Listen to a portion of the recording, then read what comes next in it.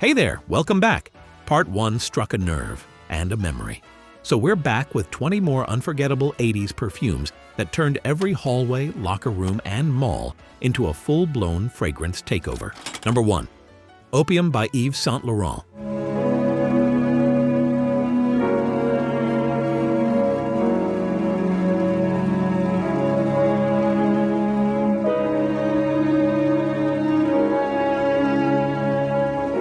Let's get something out of the way. I love Opium. And I'm not alone. This spicy, exotic bombshell came out in the late 70s, but exploded across every vanity table in the 80s.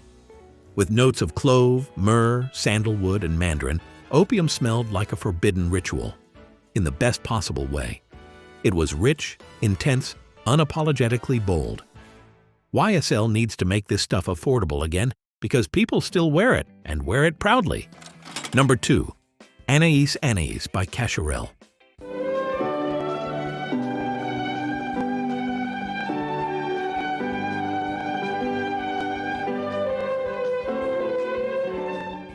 This one was the sweetheart of every high school yearbook photo. Delicate, powdery, and filled with white florals like lily, orange blossom, and hyacinth. Anise whispered rather than shouted. It was the perfume equivalent of white eyelet lace, love notes in lockers, and innocence with a dash of mystery. It smelled like a girl who didn't need to try hard. She just was. Number 3. Amar, Deivoni.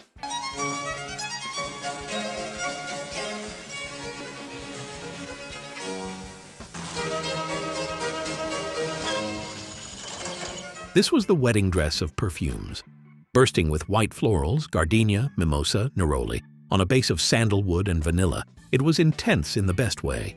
It filled a room and clung to sweaters. Girls wore this when they wanted people to remember them. Number 4. Coco by Chanel. Launched in 1984, Coco by Chanel was luxury bottled, an opulent oriental blend of spice, florals, and warmth. With notes of mandarin, coriander, jasmine, clove, sandalwood, and just a touch of animalic leather, it was rich and unforgettable. You didn't have to wear it to know it. Coco had a presence. It turned heads in elevators and made you wonder who just walked by in heels and a blazer sharp enough to cut glass. Number 5. Lauren by Ralph Lauren. There is a fragrance that is the essence of a timeless style. Lauren, the fragrance by Ralph Lauren. This one practically had a monogram, with green florals like rose, carnation, and cyclamen layered over vetiver and cedar. Lauren walked the line between sporty and sophisticated. It smelled like horse shows, cashmere sweaters, and crisp air. Preppy, polished, and oh-so 1980s East Coast. Number 6. Paloma Picasso. Do you know me? When museums around the world display my father's art, women around the world display mine.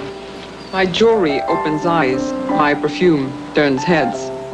Now this one didn't mess around. Paloma Picasso's signature scent was deep, bold, and absolutely unforgettable.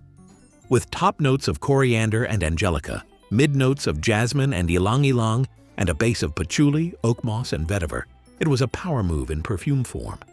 Wearing this was like throwing on red lipstick and walking straight into the room like you owned it. Number 7. Poison by Dior.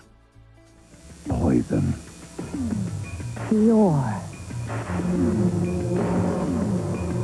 Poison. Back for a reason. Poison wasn't just a fragrance, it was a warning label. With wild berries, plum, cinnamon, and incense wrapped in amber and honey, this one made an entrance before you did. It was polarizing. Some people adored it. Others swore it gave them a headache. But everyone remembered it. Number 8. Obsession by Calvin Klein. Your life will be a great and lonely one. Father, forgive me. You belong to no one. If living with obsession is a sin, let me be guilty. Another heavy hitter from Part 1, but too iconic not to revisit. Amber, vanilla, spice, and musk. Obsession was sensual, dramatic, and just a little dangerous. Even now, one whiff will take you back to shoulder pads, smoky eyeliner, and late-night phone calls that tied up the landline for hours. Okay, I'll admit it. I'm over here getting a little desperate. Part 1 did great, and I'm so grateful so many of you came back, but a bunch of you still haven't subscribed. If you've watched more than one video, please hit that button. It really helps, and I appreciate it more than I can say. And hey, if you're on Facebook, come hang out there too. Number 9. Fahrenheit by Dior. Let's talk leather and firewood. Fahrenheit was made for men, and yeah, we wore it like armor. With violet leaf, nutmeg, leather, and sandalwood, it had that smoldering, brooding edge. Women noticed. You didn't have to say much, just walk past and let the scent do the talking. Number 10. Liz Claiborne in the triangle bottle. Liz Claiborne fragrance is a great mood to be in.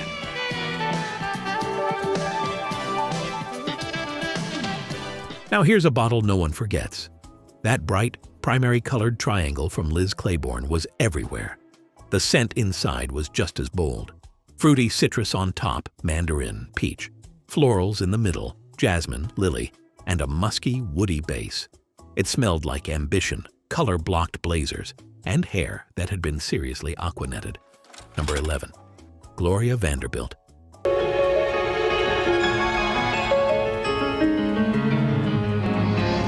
Break free and feel. Feel how splendid you are with the fragrance created by Gloria Vanderbilt.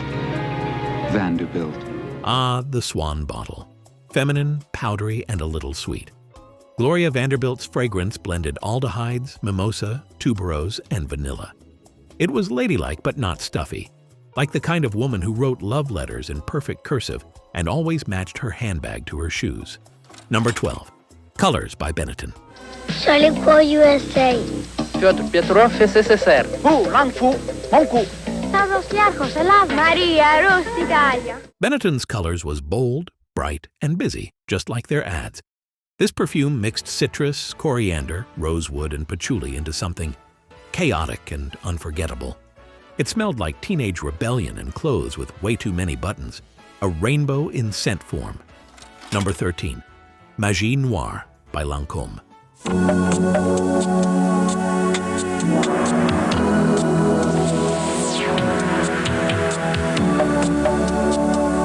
Introduced in 1983, Majin Noir was nothing short of magical. Its dark, sensual aura turned heads. Featuring a rich bouquet of rose, iris, and spices over a creamy sandalwood vanilla base, it was Lancôme's boldest statement of the decade. It gave off an air of mystery and sophistication, perfectly capturing the era's love for glamour with an edge. Number 14. L'air du temps by Nina Ricci.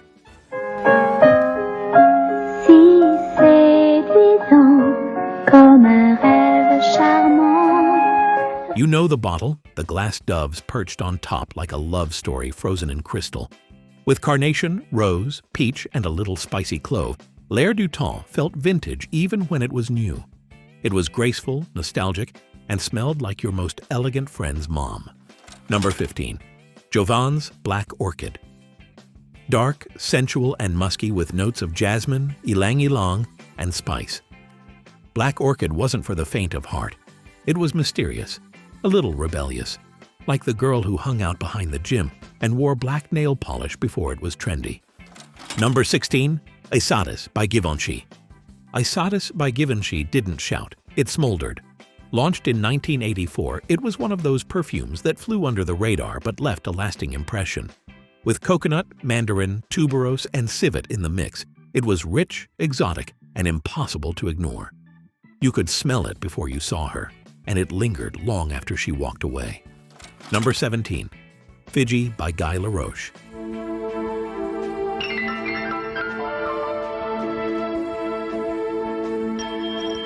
Fiji by Guy Laroche had that clean tropical breeze kind of energy. With fresh florals like jasmine, galbanum, and a smooth sandalwood base, it was light but memorable. It wasn't loud or flashy, just elegant in that effortless way. The kind of scent you'd catch on someone walking by in a sundress and suddenly forget what you were saying. Number 18. Cineabar by Estée Lauder. If Cineabar were a place, it would be exotic beyond your wildest dreams.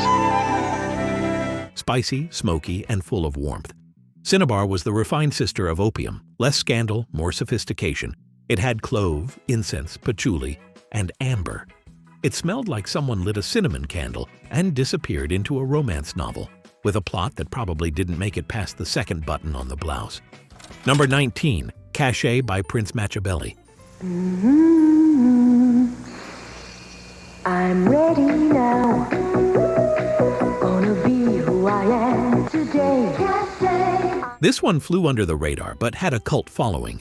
Aldehydes, sandalwood, and a soft musk gave it a powdery, comforting scent.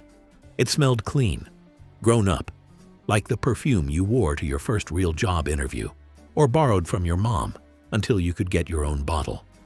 Number 20, Sweet Honesty by Avon. You didn't have to be rich to smell sweet. With lily of the valley, vanilla, and a hint of musk, Sweet Honesty was a budget favorite, and it showed up in lotions, powders, and roll-ons. And let's be honest, who wouldn't love getting those tiny lipstick samples in the same order? Back in the day, perfume wasn't just something you wore, it was part of your identity. And you didn't need a massive budget to smell amazing. Stores like Elder Beerman and Lazarus, they had the best perfume displays. And if you played your cards right, you'd walk out with one of those tiny glass sample bottles in your purse, ready to stretch it out for weeks. Each one of these scents carried memories, first dates, graduation nights, Saturday mall runs, and long phone calls with your best friend while you painted your nails and flipped through 17. So, did your signature scent make the list? Let me know in the comments. Thanks for watching, and until next time, keep the memories alive and keep smelling fabulous.